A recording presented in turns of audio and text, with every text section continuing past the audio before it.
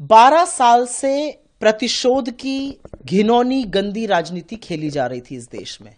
12 साल से कांग्रेस पार्टी, हमारे नेतृत्व, खासतौर से सोनिया जी और राहुल जी की छवि बिगाड़ने के लिए एक प्रोपेगेंडा रचा गया, एक पूरा टूल किट तैयार किया गया बीजेपी के द्वारा।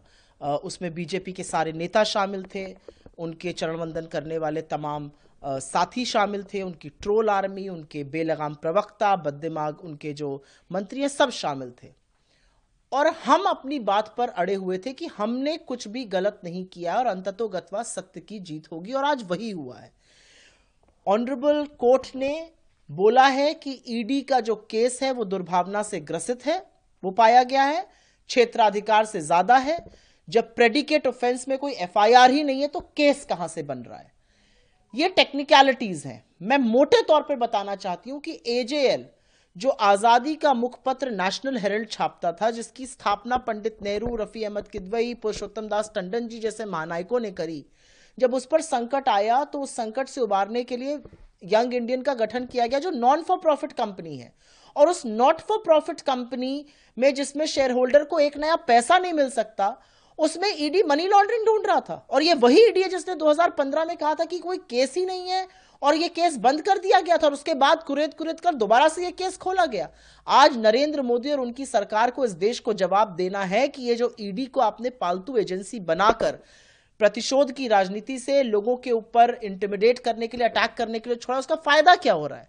कोर्ट में तो ईडी धराशायी हो जाता है।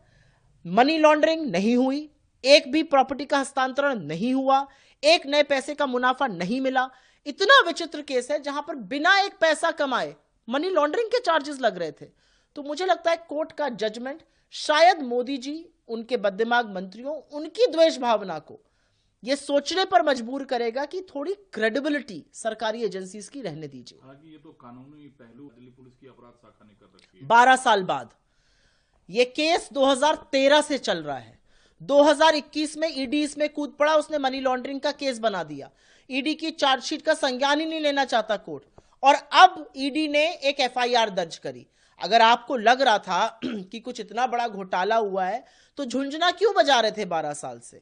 आप तो 2021 से खुद इसको प्रोब कर रहे हैं। आपने क्यों नहीं 2021 से इस पूरे मामले में कोई एफआईआर दर्ज करी? आपको एफआईआर तब दर्ज करनी पड़ी जब आपको पता है कि ये पूरा जो केस है ये झूठ के ताश के पत्तों की तरह खड़ा था, जो अब गिर चुका है। अब आप 50 केसेस दर्ज कर लीजिए, उससे कोई मतलब नहीं है। आपका जो पूर्वाग्रह से ग्रसित, जो द्वेष की भावना से, बदले की राजनीति से, विंडिक्टिव पॉलिटिकल विच हंटिंग कर रहे थे, वो सारा देश देख रहा है।